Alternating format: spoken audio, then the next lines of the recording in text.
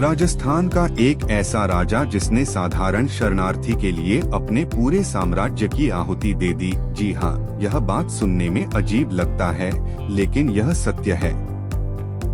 हाँ दोस्तों, हम बात कर रहे हैं राजा हम्मीर देव चौहान की। तो आइए जानते हैं इनके बारे में, ये कौन थे और ऐसा क्या हुआ जो इनको इतिहास के पन्नों में अमर बना गया। रणथंभौर दुर्ग के राजा जयद्रथ सिंह चौहान, जय सिम्हा और महारानी हीरा देवी के 3 पुत्र थे। हम्मीर देव चौहान अपने पिता जयद्रथ सिंह चौहान के तीसरे पुत्र थे। उनका जन्म 7 जुलाई 1272 ईस्वी को रणथंभौर दुर्ग रणस्तंभपुरा में हुआ था। लेकिन हम्मीर बचपन से ही चतुर और निडर थे। अपनी असाधारण योग्यता के कारण वह जयद्रथ सिंह के सबसे प्रिय थे। लोक कथाओं के अनुसार युवा हम्मीर में इतनी शक्ति थी कि वह तलवार के एक ही वार से एक मदमस्त हाथी का सिर धड़ से अलग कर सकते थे।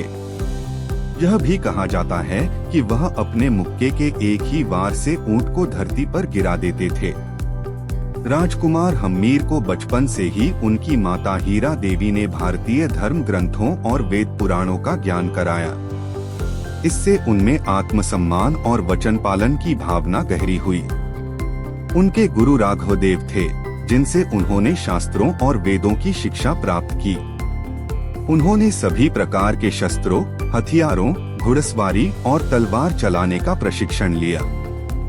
हम्मीर देव की इस असाधारण योग्यता और वीरता को देखते हुए उनके पिता जयद्रथ सिंह ने उन्हें मात्र 10 वर्ष की आयु में ही अपना उत्तराधिकारी घोषित कर दिया। मात्र 10 वर्ष की आयु में 1282 ईस्वी में हम्मीर देव का राज्याभिषेक रणथंभौर के राजा के रूप में हुआ। सबसे छोटे बेटे का राज्याभिषेक, क्या बड़े भाइयों ने विरोध नहीं किया? ऐतिहासिक स्रोतों में इस बात का कोई स्पष्ट उल्लेख नहीं मिलता है कि हम्मीर देव चौहान के भाइयों सुरताना देव और वीरमा देव ने उनके राज्याभिषेक का विरोध किया था। उनके भाई वीरमा देव, वीरम चौहान ने हम्मीर देव के शासनकाल में एक वरिष्ठ सेनानायक या महत्वपूर्ण पद पर रहकर सेवा की थी। यह इस बात का प्रमाण है कि उन्हें राजगद्दी पर हम्मीर देव का नेतृत्व स्वीकार्य था और उन्होंने रणथंभौर की रक्षा में उनके साथ कंधे से कंधा मिलाकर काम किया। यह एक स्थापित तथ्य था कि हम्मीर देव सभी पुत्रों में सबसे योग्य थे और उस समय के राजपूत राजतंत्र में वंशानुगत ज्येष्ठता, सबसे बड़ा पुत्र होना से अधिक योग्यता को महत्व दिया जाता था, खासकर तब जब राज्य बाहरी खतरों से घिरा हो।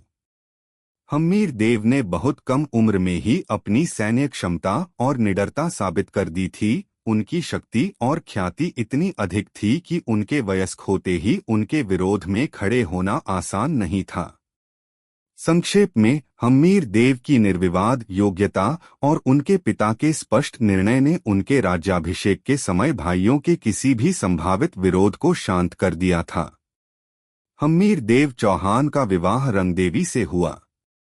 उस युग के शासकों के विवाह निजी मामले होते थे और उनकी तिथियां अक्सर ऐतिहासिक अभिलेखों में प्रमुखता से दर्ज नहीं होती थीं, जब तक कि उनका कोई बड़ा राजनीतिक महत्व न हो। उनके एक पुत्री हुई जिसका नाम पद्मला था। हम्मीर देव ने दिग्विजय अभियान चलाया और अपने साम्राज्य की सीमाओं को बढ़ाया। उन्होंने मेवाड़ के शासक समर सिंह सहित कई राज्यों को अपनी अधीनता स्वीकार करने के लिए बाध्य किया। अपने शासनकाल के दौरान उन्होंने अश्वमेध यज्ञ जैसा एक कोटि यज्ञ भी करवाया था, जो उनकी संप्रभुता और शक्ति का प्रतीक था। 1290 से 92 में दिल्ली के सुल्तान जलालुद्दीन खिलजी ने रणथंभौर की बढ़ती शक्ति को देखकर आक्रमण किया। उसने रणथंभौर दुर्ग को घेर लिया, लेकिन किले की मजबूती और हम्मीर देव के प्रतिरोध के कारण उसे सफलता नहीं मिली और वह घेरा उठाकर वापस चला गया। अब हमने देखा कि राजा हम्मीर देव चौहान कैसे राजा थे। जब यहाँ सब कुछ ठीक चल रहा था, तभी कहीं दूर कहानी का एक भाग बन रहा था। आइए जानते हैं उसके बारे में। मीर मोहम्मद शाह मंगोल मूल का था। वह उन मंगोलों में से था जिन्होंने इस्लाम धर्म स्वीकार कर लिया था और दिल्ली सल्तनत की सेना में भर्ती हो गए थे।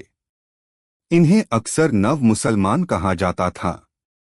वह दिल्ली के सुल्तान अलाउद्दीन खिलजी की सेना में एक उच्च पदस्थ सेनापति अमीर था। सन 1299 में अलाउद्दीन खिलजी की सेना जब गुजरात विजय के बाद लूट के अपार धन के साथ दिल्ली लौट रही थी, तब लूट के माल के बंटवारे को लेकर मीर मुहम्मद शाह और अन्य मंगोल अधिकारियों जैसे कहबरू ने विद्रोह कर दिया। विद्रोह असफल होने पर मुहम्मद शाह और उसके साथी जान बचाने के लिए भाग निकले। कई जगह भटकने और कई राजाओं द्वारा अलाउद्दीन के डर से शरण न दिए जाने के बाद मुहम्मद शाह रणथंभौर के शासक हम्मीर देव चौहान के पास पहुंचा और शरण मांगी। हम्मीर देव को पता था कि दिल्ली के शक्तिशाली सुल्तान से दुश्मनी मोल लेना अपने छोटे से राज्य को खतरे में डालना है, लेकिन उन्होंने अपने शरणागत धर्म और वचन से पीछे हटना स्वीकार नहीं किया। उनका जवाब था, गौ, ब्राह्मण और शरणागत, इन तीनों को जिसने त्याग दिया उसकी रगों में राजपूत खून नहीं, पानी बहता होगा। अलाउद्दीन खिलजी ने बार बार हम्मीर देव को संदेश भेजकर मुहम्मद शाह को सौंपने की मांग की, लेकिन हम्मीर देव ने शरणागत की रक्षा के अपने हठ वचन के कारण मना कर दिया।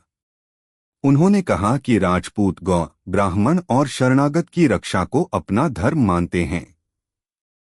सिंह सुवन सत्य पुरुष वचन कदली फल एक, तिरिया तेल हम्मीर हठ चढ़े न दूजी बार। अर्थात सिंह एक ही बार संतान को जन्म देता है, सज्जन पुरुष एक ही बार बात कहते हैं, केले का फल एक ही बार लगता है, स्त्री को तेलबटन एक ही बार लगता है विवाह में, और हम्मीर का हठ वचन एक ही बार होता है। मुहम्मद शाह को न सौंपने के कारण अलाउद्दीन खिलजी ने एक विशाल सेना के साथ रणथंभौर पर आक्रमण किया। युद्ध के चरण, phases of the war. Alauddin Khilji ने रणथंभौर को जीतने के लिए कई प्रयास किए। पहला प्रयास 1299 से 1300 ई। अलाउद्दीन ने अपने सेनापतियों उलूग खां और नुसरत खां को रणथंभौर पर आक्रमण के लिए भेजा। खिलजी की सेना ने किले के निचले भाग में स्थित झाइन दुर्ग, रणथंभौर की कुंजी पर अधिकार कर लिया। हम्मीर देव के नेतृत्व में चौहानों ने जोरदार पलटवार किया।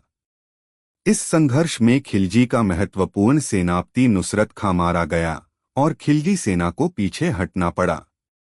घेराबंदी और विश्वासघात 1300 से 1301 ई। नुसरत खां की मृत्यु के बाद अलाउद्दीन खिलजी स्वयं विशाल सेना लेकर रणथंभौर की ओर बढ़ा और किले की लंबी घेराबंदी शुरू कर दी। घेराबंदी लगभग 1 वर्ष तक चली। इस दौरान किले के अंदर खाद्य सामग्री और पानी की कमी होने लगी। अलाउद्दीन ने छल और कूटनीति का सहारा लिया। उसने हम्मीर देव के 2 सेनापतियों सलाहकारों रणमल और रतिपाल को लालच देकर अपनी ओर मिला लिया। इन गद्दारों ने किले के सुरक्षा रहस्यों को अलाउद्दीन को बता दिया। अंतिम निर्णायक युद्ध और शाका 1301 ई। विश्वासघात के कारण खिलजी सेना किले में प्रवेश करने में सफल रही। जब हार निश्चित हो गई, तब रानी रंगदेवी के नेतृत्व में राजपूत स्त्रियों ने राजपूत परंपरा के अनुसार शत्रु के हाथों अपमानित होने के बजाय अपने मान सम्मान की रक्षा के लिए आत्मबलिदान करने का निश्चय किया। रानी रंगदेवी के नेतृत्व में हम्मीर देव की पुत्री पद्माला और किले की अन्य 12,000 वीरांगनाओं, रानियों, राजकुमारियों और अन्य स्त्रियों ने अग्नि में कूदने के बजाय रणथंभौर दुर्ग के भीतर स्थित पद्मला तालाब में कूदकर जल जौहर किया। यह जौहर भारतीय इतिहास में एक विशेष स्थान रखता है, क्योंकि इसे राजस्थान का पहला और एकमात्र जल जौहर माना जाता है। रानी रंगदेवी ने अपने पति के हठ शरणागत मुहम्मद शाह को न सौंपने के वचन के लिए अपने प्राणों की आहुति देकर यह साबित किया कि राजपूतों के लिए सम्मान और धर्म उनके जीवन से भी अधिक महत्वपूर्ण थे। रानी रंगदेवी ने अपने इस महान बलिदान से यह सिद्ध किया कि राजपूत स्त्रियां अपने पति के आन, मान और वचन की रक्षा के लिए किसी भी कीमत पर समझौता नहीं करती। उनके नेतृत्व में हुआ यह जौहर राजपूती स्वाभिमान की एक अविस्मरणीय गाथा है। रणथंभौर दुर्ग में आज भी उनकी स्मृति में पद्मला तालाब मौजूद है, जो इस महान बलिदान का साक्षी है। जौहर के बाद हम्मीर देव चौहान और बचे हुए राजपूत वीरों ने केसरिया बाना पहनकर और किले के द्वार खोलकर खिलजी की विशाल सेना पर टूट पड़े। हम्मीर देव चौहान बहादुरी से लड़ते हुए वीरगति को प्राप्त हुए। 11 जुलाई 1301 को अलाउद्दीन खिलजी ने रणथंभौर दुर्ग पर अधिकार कर लिया। गद्दारों रणमल और रतिपाल ने अलाउद्दीन की मदद की थी, लेकिन सुल्तान ने उन्हें भी यह कहकर मरवा दिया कि जो अपने राजा का नहीं हुआ वह मेरा क्या होगा। लोक कथाओं और कुछ ऐतिहासिक स्रोतों के अनुसार घायल मोहम्मद शाह को अलाउद्दीन के सामने लाया गया। जब अलाउद्दीन ने उसका इलाज कराने का वादा किया तो मोहम्मद शाह ने कहा कि यदि वह ठीक हो गया तो वह सबसे पहले अलाउद्दीन की हत्या करेगा और उसके बाद रणथंभौर के किले पर हम्मीर देव के किसी वंशज को राजा बनाएगा। इस जवाब से क्रोधित होकर अलाउद्दीन ने उसे वहीं मरवा दिया। हम्मीर देव ने एक साधारण शरणार्थी के लिए अपने पूरे साम्राज्य की आहुति दे दी, जिससे उन्हें इतिहास में हठी के साथ साथ वचनबद्धता और राजपूती स्वाभिमान का एक अमर प्रतीक बना दिया। यह एक राजा के लिए अपने हठ को सर्वोपरि रखने की अद्भुत और दुखद कहानी है। यह युद्ध न केवल अलाउद्दीन की शक्ति की पराकाष्ठा थी, बल्कि यह हम्मीर देव चौहान की उस अटूट निष्ठा और राजपूत सिद्धांतों शरणार्थी की रक्षा का प्रतीक भी बन गया, जिसके लिए उन्होंने अपने प्राणों सहित संपूर्ण राज्य का बलिदान कर दिया। हम्मीर देव चौहान को आज भी उनके अद्वितीय त्याग और हठ के लिए याद किया जाता है।